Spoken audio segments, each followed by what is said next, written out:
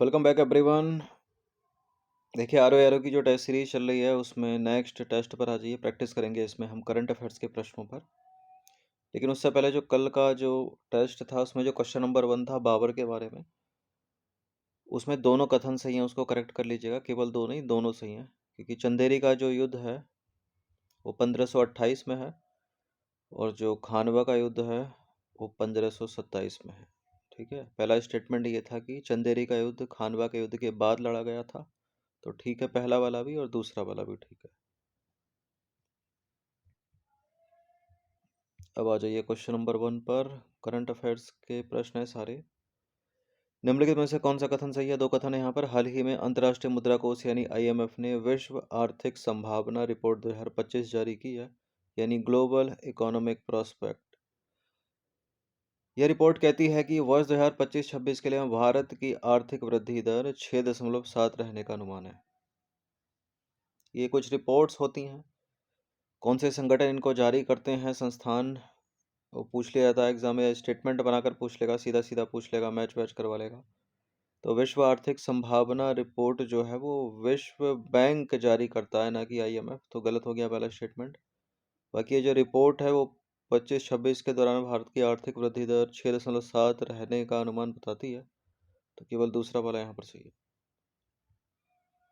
हाल ही में विश्व बैंक, ठीक है, वर्ल्ड बैंक ने विश्व आर्थिक संभावना रिपोर्ट 2025 जारी किया, यानी ग्लोबल इकोनॉमिक प्रोस्पेक्ट। ये बता, वर्ल्ड इकोनॉमिक आउटलुक उसको जारी करता है आईएमएफ। रिपोर्ट के निष्कर्ष क्या हैं? वैश्विक आर्थिक वृद्धि दर का अनुमान कितना रहने के लिए बताती है रिपोर्ट? वर्ष 2025 के लिए 2.8% और 26 के लिए 2.9%। और भारत की आर्थिक वृद्धि दर का अनुमान वर्ष 2025-26 के लिए और 26-27 दोनों के लिए 6.7% रहने का अनुमान है विश्व बैंक समूह की ग्लोबल इकोनॉमिक प्रोस्पेक्ट के अनुसार। केवल दूसरा वाला ही सही है, पहला वाला गलत है। साइबर सुरक्षा सहयोग पर बिम्स्टेक विशेषज्ञ समूह की दूसरी बैठक कहाँ आयोजित की गई है अभी हाल ही में? साइबर सुरक्षा सहयोग पर बिम्स्टेक विशेषज्ञ समूह की दूसरी बैठक हुई है नई दिल्ली में, यानी भारत में भी है इसका आंसर। देखिए, साइबर सुरक्षा सहयोग पर बिम्स्टेक, बिम्स्टेक का फुल फॉर्म है बहु क्षेत्रीय तकनीकी और आर्थिक सहयोग के लिए खाड़ी के लिए बंगाल की खाड़ी पहल विशेषज्ञ समूह की दूसरी बैठक 21 जनवरी 2025 को नई दिल्ली में आयोजित की गई।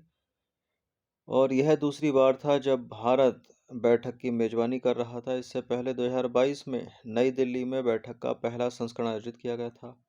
भारत में साइबर सुरक्षा खतरों से निपटने के लिए राष्ट्रीय सुरक्षा सचिवालय, राष्ट्रीय सुरक्षा परिषद जो है, राष्ट्रीय सुरक्षा परिषद सचिवालय और नोडल निकाय है।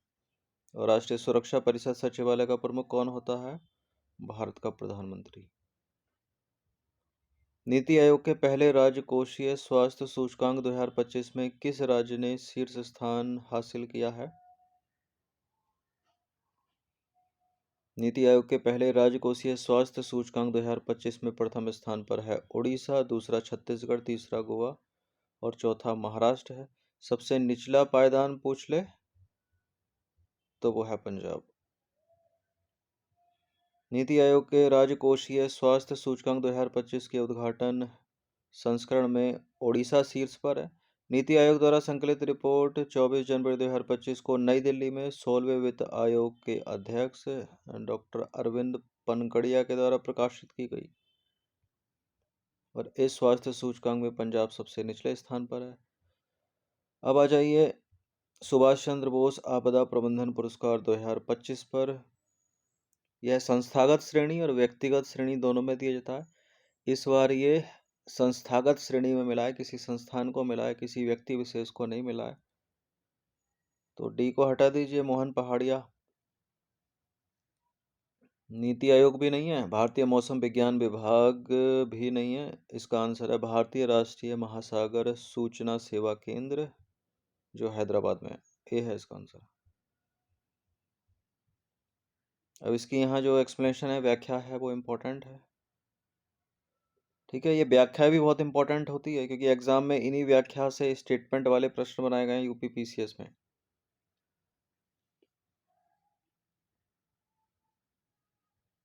देखिए, हैदराबाद स्थित भारतीय राष्ट्रीय महासागर सूचना सेवा केंद्र को संस्थागत श्रेणी में वर्ष 2025 सुभाष चंद्र बोस आपदा प्रबंधन पुरस्कार के लिए चुना गया है और इस वर्ष पुरस्कार के लिए किसी व्यक्ति को नहीं चुना गया है।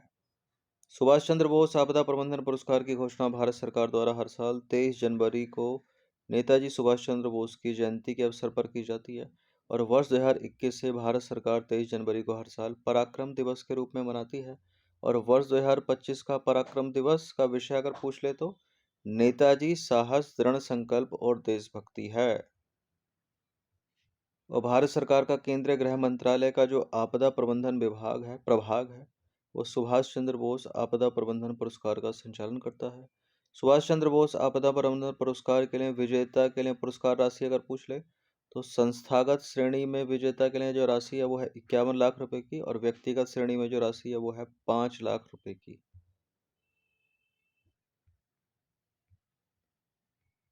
जीआई टैग समागम के संदर्भ में निम्नलिखित कथनों पर विचार करेंगे। हाल ही में इसका आयोजन 22 जनवरी 2025 को नई दिल्ली में किया गया और इस समागम का विषय विरासत का संरक्षण, नवाचार को बढ़ावा देना, हमारा उद्देश्य संस्कृति, वाणिज्य और नवाचार को जोड़ना है।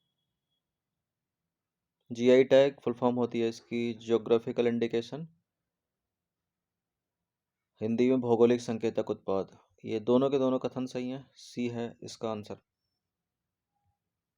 देखिए, जीआई टैग के लिए नए लक्ष्य की घोषणा केंद्रीय वाणिज्य और उद्योग मंत्री पीयूष गोयल ने 22 जनवरी 2025 को नई दिल्ली में आयोजित जीआई समागम में की। जीआई टैग समागम 2025 का विषय विरासत का संरक्षण, नवाचार को बढ़ावा देना, हमारा उद्देश्य संस्कृति, वाणिज्य और नवाचार को जोड़ना है। जीआई टैग की जो वैधता होती है, भौगोलिक संकेतक का पंजीकरण 10 वर्ष की अवधि के लिए वैध होता है, याद रखिएगा इस चीज को, और इसे समय समय पर 10 वर्ष की अवधि के लिए नवीनीकृत किया जा सकता है। फुल फॉर्म जीआई यानी ज्योग्राफिकल इंडिकेशन, हिंदी में भौगोलिक संकेतक उत्पाद, और जीआई टैग पाने वाला पहला भारतीय उत्पाद 2003 में दार्जिलिंग की चाय थी। क्वेश्चन नंबर 6 है, निम्नलिखित में से कौन सा कथन सही है? निम्नलिखित में से कोई एक ही कथन सही होगा इनमें से। जनवरी 2025 में क्वाड विदेश मंत्री की 9वीं विदेश मंत्री स्तरीय बैठक नई दिल्ली में आयोजित की गई। भारत, जापान, ऑस्ट्रेलिया और सिंगापुर क्वाड समूह के सदस्य देश हैं। डोनाल्ड ट्रंप संयुक्त राज्य अमेरिका के राष्ट्रपति बनने वाले सबसे उम्रदराज व्यक्ति हैं और डोनाल्ड ट्रंप ने क्वाड समूह की 9वीं विदेश मंत्री स्तरीय बैठक की मेजबानी की। देखिए, क्वाड समूह की विदेश मंत्री स्तरीय बैठक है तो डोनाल्ड ट्रंप विदेश मंत्री तो है नहीं, वो तो प्रेसिडेंट है ना यूएस के, तो ये तो होंगे नहीं। अमेरिका का विदेश मंत्री होगा, गलत हो गया डी यहाँ पर। भारत, जापान, ऑस्ट्रेलिया और संयुक्त राज्य अमेरिका क्वाड समूह के सदस्य देश हैं। ठीक है, जनवरी 2025 में क्वाड विदेश मंत्री की 9वीं विदेश मंत्री स्तरीय बैठक संयुक्त राज्य अमेरिका के वॉशिंगटन डीसी में हुई है। भारत के डॉक्टर एस जयशंकर गए थे जो विदेश मंत्री हैं, तो गलत हो गया पहला, गलत हो गया दूसरा, गलत हो गया चौथा। जो डोनाल्ड ट्रंप हैं वो संयुक्त राज्य अमेरिका के राष्ट्रपति बनने वाले सबसे उम्रदराज व्यक्ति हैं, यहाँ पर सी केवल सही है। हाल ही में शपथ लिया है उन्होंने। देखिए, भारतीय विदेश मंत्री डॉक्टर एस जयशंकर ने 21 जनवरी 2025 को वॉशिंगटन डीसी संयुक्त राज्य अमेरिका में आयोजित क्वाड विदेश मंत्रियों की बैठक में भाग लिया। और क्वाड समूह के सदस्य देश पूछ ले, भारत, जापान, ऑस्ट्रेलिया और संयुक्त राज्य अमेरिका। ठीक है, अब इन चारों देशों के विदेश मंत्री 20 जनवरी 2025 को संयुक्त राज्य अमेरिका के 47वें राष्ट्रपति के रूप में डोनाल्ड ट्रंप के शपथ ग्रहण समारोह में भाग लेने के लिए संयुक्त राज्य अमेरिका में थे। डोनाल्ड ट्रंप संयुक्त राज्य अमेरिका के राष्ट्रपति बनने वाले सबसे उम्रदराज व्यक्ति हैं और अमेरिकी विदेश मंत्री मार्को रूबियो ने क्वाड समूह की 9वीं विदेश मंत्री स्तरीय बैठक की मेजबानी की। और मार्को रूबियो कौन है? जनवरी 2025 में संयुक्त राज्य अमेरिका का विदेश मंत्री मार्को रूबियो को नियुक्त किया गया है।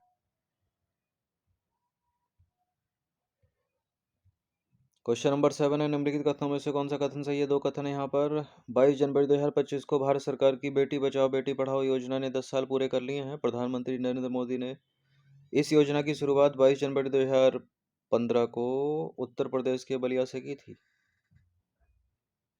देखिए, 10 साल पूरे हो गए बेटी बचाओ बेटी पढ़ाओ योजना भारत की।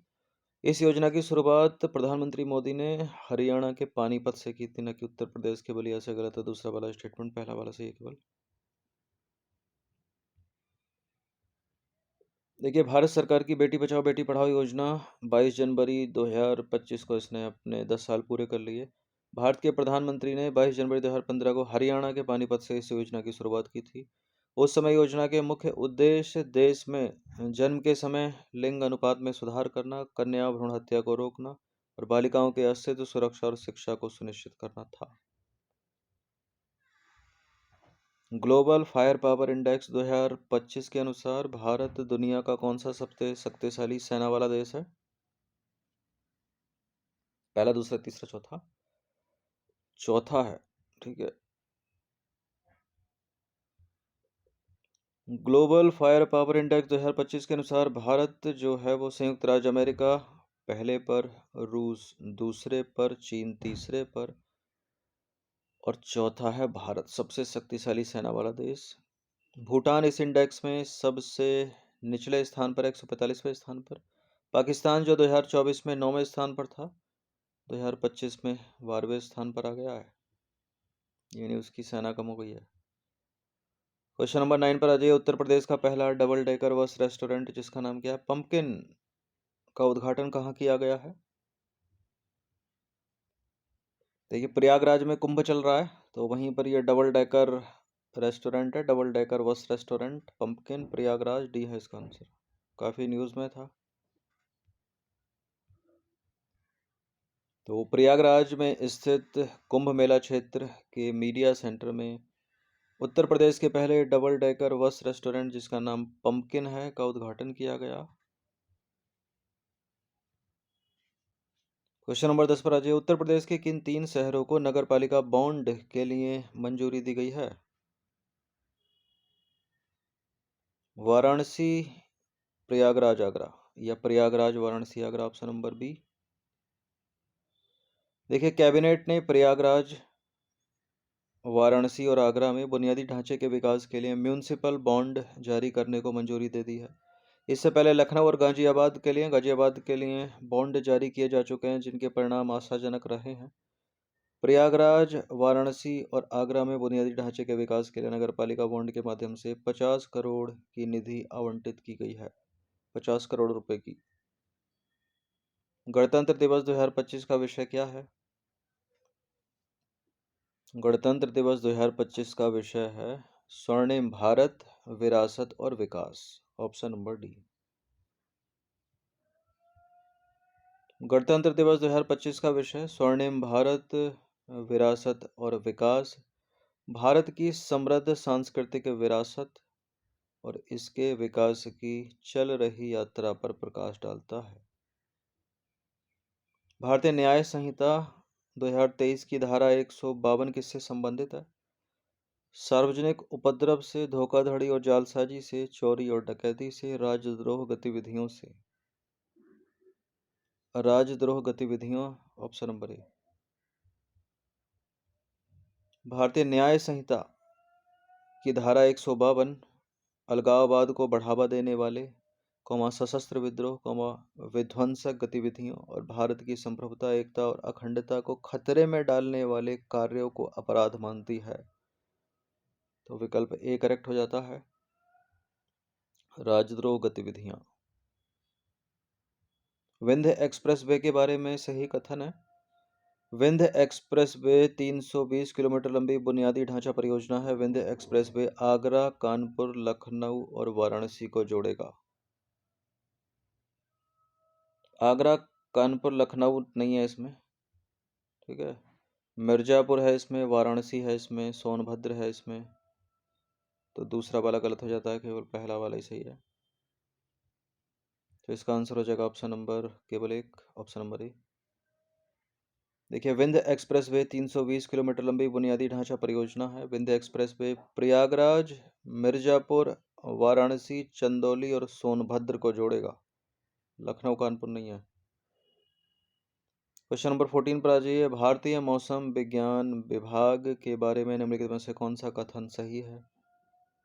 भारतीय मौसम विज्ञान विभाग यानी IMD की स्थापना 1975 में हुई थी। इसका मुख्यालय नई दिल्ली में है। यह भारत सरकार के पर्यावरण मंत्रालय की एक एजेंसी के रूप में काम करता है। उपरोक्त में से कोई नहीं। मतलब ये तीनों के तीनों गलत हैं। देखिए तीनों तो गलत नहीं है। पहला गलत है, 1875 होगा यहाँ पर। नई दिल्ली ठीक है, और ये गलत है, पर्यावरण मंत्रालय की जगह पृथ्वी विज्ञान मंत्रालय होगा।